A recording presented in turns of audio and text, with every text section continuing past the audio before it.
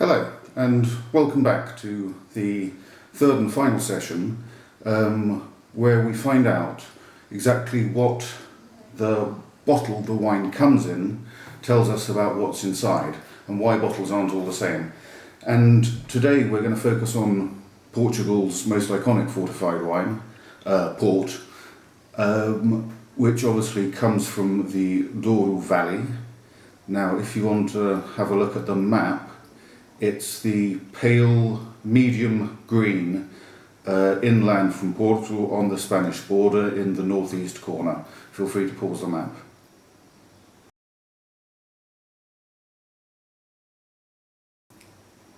So the Douro was originally demarcated in 1756 by the Portuguese then Prime Minister, the Marquês de Pombal, and it's the oldest demarcated region in the world when it comes to wines.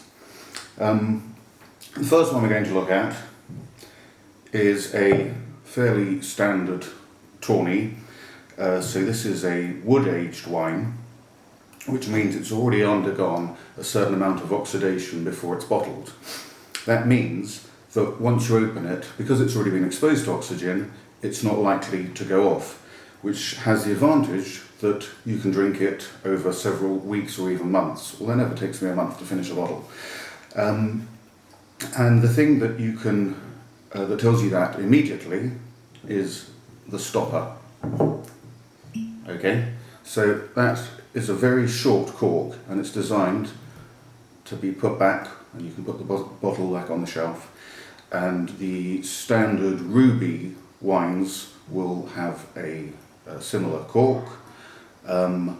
Don't forget that because port has got much high alcohol, about 20%, it's much better protected against oxidation and spoilage. First thing, the shape of the bottle, it's relatively short and squat, and what it's telling us is this is a big wine. It's strong, it's intense, it's powerful, it's got broad shoulders.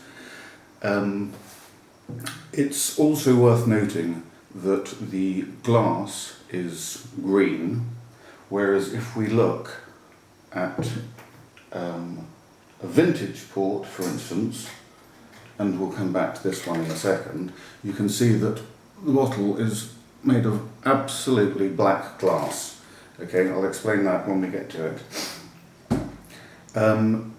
Now, the fact that the wine has a stopper cork means that clearly you do not lie it down, because it's very likely to leak after a while. So these wines should always be stored upright.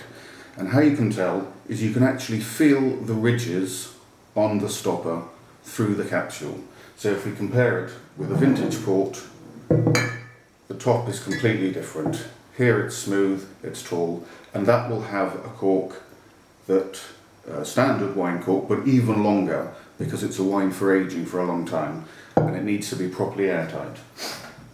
Now, the sort of ports that you lie down, so this is actually a traditional late bottled vintage, which is a bit different from a standard late bottled vintage, and like I say, you can tell by feeling the top, but also the glass is, as I say, black.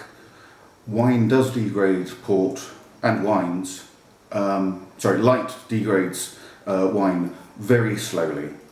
It's not normally a concern, but if it's a wine that you're going to age for possibly 50 or 60 years, then it is a factor. So the black bottle, the black glass is a clue. Now, we mentioned before medals. This one, it's a gold medal from the International Wine Challenge, so that's about as good as you can get. That's why they're making sure we know about it. Okay, it's not some little local competition that means nothing and gives out medals as if they were tokens. This clearly says it's bottle matured, distinguishing it from standard LBV, and you notice something here, this little splash of white paint. The reason for that is because the wine will throw sediment as it's lying down.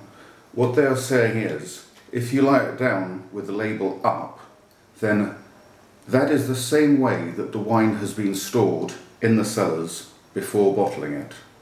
Sorry, before labelling it. It's been bottled, it hasn't been labelled. So you only put the label on at the end, because if you're going to age the wine, let's say this wine leaves the cellar after 6, 7, 8 years of aging, you don't want the label to be 6 or 7 years old.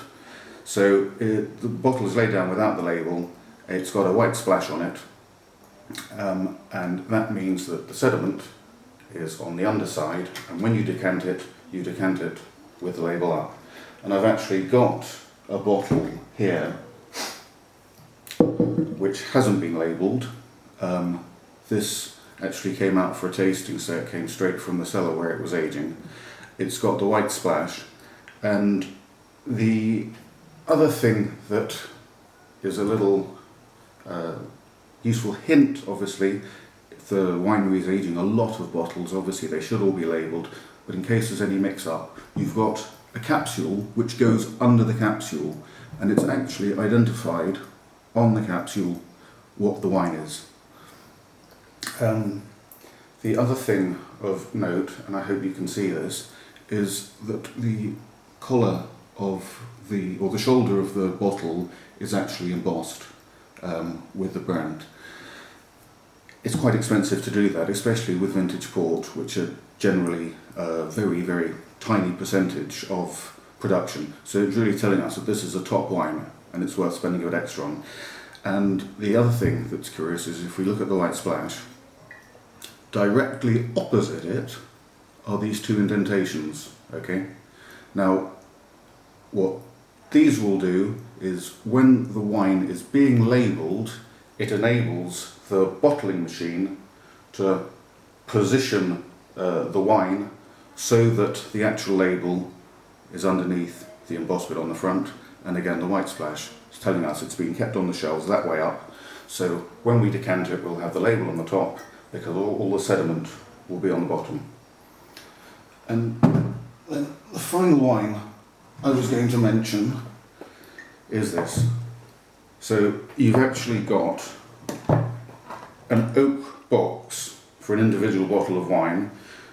You've got a panoramic photograph inside. This is very expensive packaging, and we look inside and the wine is individually wrapped. That's done by hand, of course. So this is a properly expensive process. It'll add a fair bit onto the bottle of wine, but what it is saying is this is proper class and it's worth spending money on.